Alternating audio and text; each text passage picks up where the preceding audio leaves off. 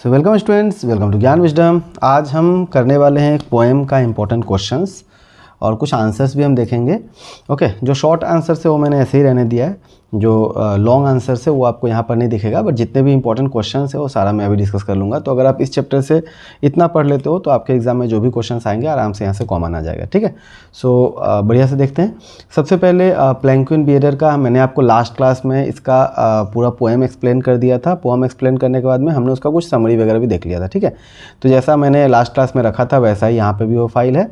तो जैसे कि अगर आप हमारा नोट्स लेते हो तो आपको क्या क्या मिलता है, सबसे पहले तो आपको पोएम दिख जाएगा, देन अबाउट द पोएट दिख जाएगा जो आपके लिए थोड़ा सा ज़रूरी है, देन बैकग्राउंड ऑफ पोएम अगर आप नॉर्मली रीड करना चाहते हो, देन मोस्ट इंपॉर्टेंट है आपके लिए समरी। ठीक है, सो इतना आपको देख लेना है और उसके बाद में आपका जो भी क्वेश्चन है। तो जैसे कि यहाँ पे कुछ एक क्वेश्चन है जिसका मैं आंसर ऑलरेडी दे दिया हूँ, जितने भी शॉर्ट्स थे।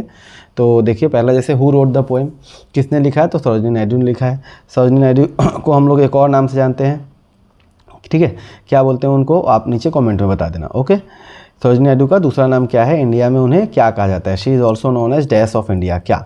Okay, what is the bride compare to in the poem, bride को किस किस चीज़ से कंपेयर किया गया है, तो उसे कभी कंपेयर किया गया फ्लावर से, एक बर्ड से, एक स्टार से, एक पर्ल से। ठीक है, पोएम के अंदर में how do the palanquin bearers feel about carrying the bride, तो उन लोगों को बहुत अच्छा लग रहा है, they are happy, they are proud. ठीक है, what do the bearer sing, वो लोग क्या गाना गाते हैं, तो they sing songs about her beauty. Okay, then what does the poet palanquin, the palanquin represent here, तो प्लैंक्विन क्या होता है, प्लैंक्विन होता है आपका डोली। ठीक है, so the palanquin shows the bride's journey to a new home. Okay, then क्या है, why might the bride be sad, bride जो है दुखी क्यों हो सकती है, because she is a parting from her parents, basically अपने पेरेंट्स से दूर हो रही है तो इसके लिए वो थोड़ा दुखी हो सकती है। ठीक है, what is the central idea of the poem, तो बस about love and saying good bye.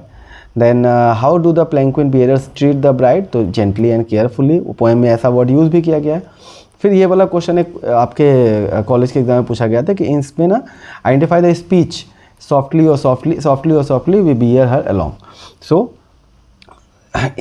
the figure of speech in the line is a repetition. The word softly ना दो रिपीट हुआ ना, softly or softly is repeated for emphasis, highlighting the gentle and careful nature of the bearer as they carry the bride. तो जो पालकी ले जाने वाले हैं वो लोग, जब जो डोली ले जाने वाले जो लोग हैं वो लोग जब लेके जा रहे हैं तो बोल रहे हैं कि सॉफ्टली और softly we bear her along, तो हम लोग बहुत ही प्यार से, बहुत ही धीरे धीरे, हाँ बहुत ही नाजुकता के साथ उसे हम लेके जा रहे हैं। तो ये बेसिकली उनके केयरफुल नेचर को दिखा रहा है। ओके, प्लैंक्विन क्या होता है, डोली क्या होता है। ठीक है, देन फॉरेस्ट हर्ट, पोएम में क्या मीनिंग है इसका, so it means deep quiet and quite part of the forest. What is the mood of the poem? So a bit sad and full of memories. ठीक है, what is special about the bride, क्या special है, so she is compared to beautiful things like stars, pearls, और भी आप बहुत कुछ add कर सकते हो। ठीक है, then what are the planquin bearers taking the planquin, कहाँ लेके जा रहे हैं, where are, कहाँ लेके जा रहे हैं लोग, so they are taking her to the bridegroom's house। ठीक है, sorry, bridegroom's house। Okay, then next है स्टेंजेइक स्ट्रक्चर क्या है, या what is the structure of the poem, तो बस मतलब स्ट्रक्चर क्या है। तो आप यहाँ पे आप देखो, एक्चुअली इसमें भी क्या है ना, इसका आंसर अलग भी हो सकता है। हाँ, सो 5 क्वार्टरन है जो 4 लाइन स्टांजाज है। ठीक है, देन उसके बाद में with rhythmic and lyrical quality it employees the repetition imagery enhancing the it's musicality and emotional depth. तो ये वाला लाइन आप नहीं लिखोगे तो भी चलेगा, आपको उसे स्ट्रक्चर बताना है कैसा है, कितने लाइन का पोएम है, क्या है। ठीक है, ट्विलाइट आवर्स किसे कहा गया है, पूछ सकता है। ओके, सो ये हो गया आपका 20 क्वेश्चंस। जो मैंने शॉर्ट क्वेश्चंस रखे थे वो बहुत कम ही आता है आप लोगों का। इस पोएम से ज़्यादातर क्वेश्चन जो होते हैं वो होते हैं आपके 2 मार्क्स वाले। ओके, सो अब यहाँ से देखिए, यहाँ से आपको जो है ना क्वेश्चन आंसर अच्छा से देखना है। What do the planquin bearer feel as they carry the princess or the bride? अब कभी कभी इसको प्रिंसेस भी बोला जा सकता है, क्योंकि जब लड़की जब विदा होती है तो उसे हम रानी बोलते हैं, राजकुमारी बोलते हैं। ठीक है, ब्राइड अगर बोल दिया तो अच्छा बात है। तो इसके लिए क्या उसका प्लैंक्विन बियरर का फीलिंग कैसा है, इसको आपको बताना है अप टू 30 to 40 वर्ड्स के बीच में, मतलब 2 मार्क के लिए। ठीक है, how do the palanquin bearer help tell the story, ठीक है, प्लैंक्विन बियरर जो है कैसे हेल्प करता है स्टोरी को बताने में, या what are the emotions that bearer feel as they carry the penguin. तो दोनों का आंसर हमने ऐसा आपको नोट्स में लिख के दिया है कि दोनों का आंसर जो होगा क्या होगा, सेम ही होगा। ओके, भले ही क्वेश्चन अलग हो बट आंसर सेम होगा। What do you think, why do you think the penguin bearer sing as they bear the bride along. तो जब वो ब्राइड को जब लेके जा रहे हैं तो वो लोग गाना क्यों गा रहे हैं, आपको ऐसा क्यों लगता है, ठीक है। या फिर why are the bearers singing while carrying the bride. तो दोनों का आंसर सेम ही होगा, ठीक है। ये जो लाइन है, लाइटली और lightly we bear her along, she sways like a flower in the winds of our song. So are the bearers caring toward the bride. तो ब्राइड के लिए क्या लोग केयर शो कर रहे हैं इस लाइन के थ्रू, आपको इसको एक्सप्लेन करना है, ठीक है। ओके, देन व्हाट इज, इसका आंसर सिर्फ आप येस या नो देके नहीं छोड़ सकते हो, ठीक है, याद रखिएगा, आपको एक्सप्लेन करना पड़ेगा। What is the rhyming pattern of the poem, इस पोएम का राइमिंग पैटर्न क्या है या फिर राइमिंग स्कीम क्या है, कुछ भी पूछ सकता है। ओके, देन फोर्थ लाइन में सी फ्लोट्स लाइक अ लाफ। कभी कभी आपके एग्जाम में ना ऐसा वाला भी अब चीज़ आता है जहाँ पे एक दो लाइन दे दिया, आपने क्लास 12 में भी ऑल्टी में पढ़ाई होगा, उसको बोलेगा आप उसको थोड़ा एक्सप्लेन करो, उसके बारे में कोई क्वेश्चन पूछ देगा, ठीक है। सो यहाँ पे she floats like laugh from the lips of a dream, she falls like a tear from the eyes of a bride. अब ये दोनों लाइन जो है ना आपस में क्या है, यहाँ पे लाफ्टर है, यहाँ पे टीयर का बात किया गया, तो कॉन्ट्रास्ट है। हाँ, so why does the poet use contrast here, ठीक है। या फिर why does the poet uses contrasting images like laughter and tears. अब देखो क्वेश्चन जो है बदल के आपको दे दिया गया है, बट आंसर जो होगा आपका सेम होगा। जब आप आंसर लोगे, ज्ञान विजडम ऐप पे आपको नोट्स अवेलेबल है ऑलरेडी, आप वहाँ से पढ़ो तो आपको मिलेगा, ठीक है। और मैंने देखा है मेरे पास में 4-5 तरह का मेरे पास में नोट्स जो है स्टूडेंट, मतलब हमने लिया था पढ़ने के लिए कि कैसा नोट्स है मार्केट में अवेलेबल। सो मैं कहूँ तो सिर्फ मुझे 1 या 2 नोट्स ऐसा लगा है जो कि थोड़ा सा ठीक ठाक है पढ़ने वाला। बाद बाकी जो भी नोट्स है, जैसे मैं नाम तो नहीं बोलना चाहता हूँ, ठीक है, नाम मैं नहीं बोलूँगा। और प्राइसिंग इन लोगों ने बहुत ठीक ठाक रखा है, प्राइसिंग एकदम 100 के आसपास ही रखे हैं दोनों ही। हाँ, बट दोनों का ही जो 2-3 है मेरे पास में नोट्स यहाँ पे, और तीनों का तीनों जो है घटिया वाला काउंट होता है, मतलब ये आपके लेवल का नहीं है, तो वहाँ से आप पढ़ भी लोगे तो आपके एग्जाम में आएगा नहीं। तो इसलिए मार्केट से नोट्स लेने से पहले एक बार उसको पढ़ के देख लीजिए कैसा नोट्स अगर आप ले रहे हो तो। ज्ञान विजडम पे भी आप जा रहे हो, अगर आप नोट्स ले रहे हो तो भी आपके लिए मैं कुछ सैम्पल नोट्स दे दिया हो, तो आप उसको रीड कीजिए, तो कब समझ में आएगा कि आपका एग्ज़ाम का रिक्वायरमेंट क्या है और वहाँ पर क्या दिया गया है, ठीक है ना। व्हाट आर सम सिमिलीज, क्या क्या सिमिली यूज़ किया गया, तो मैंने तो अपने लास्ट वाले क्लास में भी इस बात को डिस्कस किया था, आप हो सके तो देख लेना, ठीक है। What is the writing style, Sarojini Naidu का राइटिंग स्टाइल क्या होता है उसके बारे में पूछ दिया गया है, हालांकि बहुत कम चांस है। अब यहाँ पे मैंने ना बहुत सारे क्वेश्चंस में IMP मार्क रखा है, तो एटलीस्ट ये सब जरूर आप कंप्लीट कीजिएगा, ठीक है। अपने नोट्स स्टूडेंट्स के लिए हमने थोड़ा सा अच्छा तरह से वो दिखा दिया है IMP लगा के कि ये वाला जरूर कर लेना। बाद बाकी तो हमने नॉर्मली क्या किया है, 21 मार्क का क्वेश्चन हर चैप्टर से 20 दिया है, और 2 मार्क्स का क्वेश्चन 10 to 15 के आसपास रहेगा, और 5 मार्क्स वाला क्वेश्चन मैक्सिमम 5 के आसपास है, ठीक है। बस 5 ये हो या 8 हो या 10 हो, जो भी हो आपको उसी में से मतलब लिखना है। 10 का तो आता है नहीं, अगर किसी के कॉलेज में आ रहा है तो हमने ऐसा रखा ही है कि वो 5 में भी फिट होगा और 10 में भी फिट होगा। बस बेसिकली राइटिंग के ऊपर है कैसे आप लिखते हो।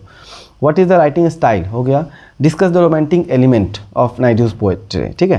Then did you notice repeated lines, तो क्या होता है ये सारा जो भी लाइन्स है, तो यहाँ पे आपको दिख रहा है सारा लाइन क्या है, रिपीटेड है। हाँ, जैसे लाइटली और लाइटली, सॉफ्टली और softly. So this repetition makes the poem feel like a song. And जैसे आप इसको गाना के जैसे गा सकते हो ना, lightly O lightly we bear her along ना, सॉफ्टली हो सॉफ्टली, आगे जो भी लाइनें गाते रहो, ठीक है। तो इस तरह से आप गा भी सकते हो। And it gives a sense of smooth movement and carry as they carry the bride. It also makes it sound musical, थोड़ा सा गाना के जैसा लगता है, ठीक है। Describe the setting of the poem, आपको इसके बारे में बताना है कि पोएम कैसे लिखा गया है, इसका सेटिंग क्या है, बैकग्राउंड क्या है, वो सारा बात, ठीक है। तो आप उसको लिख सकते हो। What is the job of the palanquin bearers, या फिर वो कैसे वो लेके जाते हैं। The palanquin bearers have 2 main jobs. First, they physically carry the bride's palanquin to her new home. They carry her the bride gently and gracefully, lifting her aloft on the shoulder, अपने कंधे पे उठा के वो ले जा रहे हैं। दे मूव इन यूनाइजन, सब मिलके एक साथ जा रहे हैं। Swaying rhythmically and which symbolizes the elegance and beauty while reflecting the deep emotion tied to the departure of from her family. सो लोग एक साथ जा रहे हैं, ठीक है, गाना गाते हुए, जो क्या सिंबल कर रहा है कि कैसे वो अपने घर से निकल के जा रहे हैं, उसका जो डीप इमोशन है उसको यहाँ पर शो किया जा रहा है। दूसरा चीज़ क्या है, also symbolize the emotional feeling of sadness and longing because they carry the weight of bride's departure, बहुत देर से जो लेके जा रहे हैं। सो मतलब यहाँ पे ये भी चीज़ आ रहा है कि इमोशनल फीलिंग वाला जो एंगल है ना वो भी आ रहा है, ठीक है। Showing how much see will be missed, और दिख रहा है कि वो कितना ज़्यादा मिस करेगी अपने फैमिली को, या उसके फैमिली उसे कितना मिस करेंगे, तो वो सारा बात जो है इसके अंदर में आ रहा है, ठीक है। नेक्स्ट अपने पास में what is the main idea, central idea. Her poem का सेंट्रल आइडिया या थीम जो है जरूर आप पढ़िएगा, वो आपके लिए बहुत इंपॉर्टेंट है। सो द मेन आइडिया या फिर central idea of the poem is sadness of saying goodbye and missing someone special. When the bride leaves, it represents the pain of separation and longing for loved ones, for a loved one. The poem shares a deep feeling people have when they have to part ways with someone they care about. किसी से आप बहुत मतलब प्यार करते हो, हमेशा उसके साथ रहते हो, कभी आपको उससे अगर दूर जाना पड़ता है, जैसे इस केस में बेटी अपने बाप से दूर हो रही है, तो उससे बहुत बुरा लगेगा, तो उसके बारे में, ठीक है। Why is the bride compare to flower and bird, bird से क्यों उसको कंपेयर किया गया, फ्लावर से क्यों कंपेयर किया गया है। Then how does the poem show bride's departure, कैसे दिखाता है, पोएम के अंदर क्या मेंशन किया गया है। Why is the bride referred as a pearl on a string, ऐसा क्यों बताया गया है, ठीक है ना, बिकॉज शी इज़ प्रीसियस, एक मार्क का आंसर ये हो सकता है। लाइटली और lightly we bear along like a pearl on the string, ये जो स्टांजा है, सो यहाँ पे क्या कहना चाह रहा है ना, इसको आपको कॉन्टेक्स्ट को एक्सप्लेन करना है, तो ये हो सकता है, ठीक है। देन उसके बाद हमने इस तरह का भी क्वेश्चन दे दिया जो भी आपका इंपॉर्टेंट लाइन्स था, तो अगर कभी भी कोई भी कॉलेज में कोई भी टीचर पूछे अपने नोट से तो पक्का गिर ही जाना है, ठीक है। देन यहाँ पे एक और लाइन है, शी स्वेज लाइक फ्लावर है ना इन विंड्स ऑफ आवर सॉन्ग, तो इसको कंपैरिजन बताना है आपको, ठीक है, और एक्सप्लेन द कंपैरिजन यहाँ पे आपको बताना है। सो यहाँ पे हो गया, पढ़ लीजिएगा आप, मैं आपको जस्ट वीडियो को लंबा नहीं करना अपने को। देन गेली और gaily we glide we sing.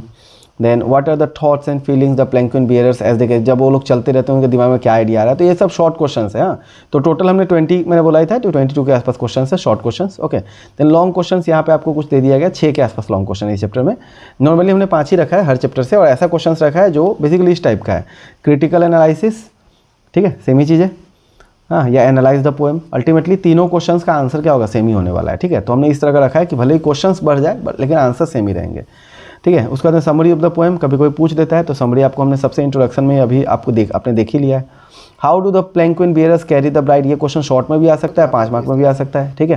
Then similarity और डिफरेंस क्या है प्रेजेंट मैरिज सिस्टम में, या फिर जो पहले जो डिस्क्राइब किए गए उसके बारे में, तो देखो ये जो है हो गया क्या, इनडायरेक्ट क्वेश्चन है, ठीक है। ये आपके पोएम से नहीं होता है, बट ये आपका अंडरस्टैंडिंग के ऊपर है कि पहले जो शादी होता था आजकल को शादी हो रहा है, दोनों में क्या डिफरेंस होता है, तो वो सब चीज़, ठीक है। Then theme of the poem, okay, long में भी पूछ सकता है। और ये वाला क्वेश्चन तो हमने लास्ट क्लास में पूरा अच्छा तरह से डिस्कस किया ही था, पोएटिक डिवाइसेस वगैरह के बारे में, तो अगर आपने नहीं देखा है तो वो वाला वीडियो देख लेना, हमने पूरा डिस्कस किया, ठीक है। Then write the significance of palanquin bearers as they carry as carrier and symbol of emotion in the palanquin bearer by Sarojini Naidu, या फिर discuss the role of palanquin bearer as both physical carrier and symbolic representation, ठीक है। सो भले ही question 2 है but इसका answer same ही होगा। Already हमने ये सारा बात थोड़े शॉर्ट में ही सही लेकिन डिस्कस तो भी किया ही अभी भी जस्ट ऊपर, ठीक है।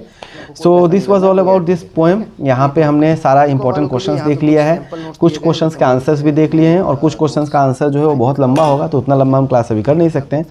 आपको इसके लिए नोट्स आपको सबसे पहले क्या करना है, जो आपका लास्ट वाला मैंने जो वीडियो दिया था इसका, उसको आप सर्च कर लीजिएगा, या फिर इसका प्लेलिस्ट मिल जाएगा, वहाँ पे जाके आप देख लीजिए, और देन आप ज्ञान विजडम ऐप डाउनलोड कर लीजिए, लिंक में आपको डिस्क्रिप्शन मिल जाता है, उल्टा मिल गया डिस्क्रिप्शन में आपको लिंक मिल जाता है, ठीक है। और उसके बाद में डाउनलोड करके और ये जो नोट्स है बाई कर लीजिए। बीकॉम फर्स्ट सेम के लिए बहुत सारे सब्जेक्ट्स के नोट्स अवेलेबल है, ऑलमोस्ट सभी, इसमें बॉम होता है, ठीक है, मतलब business financial management, FAC financial accounting का, इसका तो कोर्स भी अवेलेबल है 999 में, ठीक है, नोट्स भी अवेलेबल है।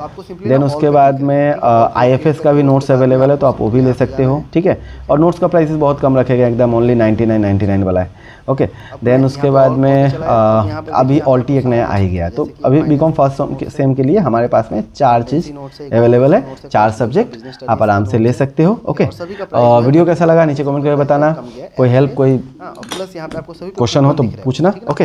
मैं आपको दिखाता हूँ, चलिए बीकॉम फर्स्ट सेम में, हाँ एक और चीज़ है मैं भूल गया, सबसे जो ज़्यादा आपके लिए इंपॉर्टेंट है BMT बिजनेस मैथमेटिक्स का भी पूरा कोर्स अवेलेबल है 999 में, और बहुत सारे वीडियोस मेरे ऑलरेडी यूट्यूब पे भी है, तो आप उसको भी देख सकते हो, सीख सकते हो वहाँ से, ठीक है। Bye bye, thank you and जय हिंद।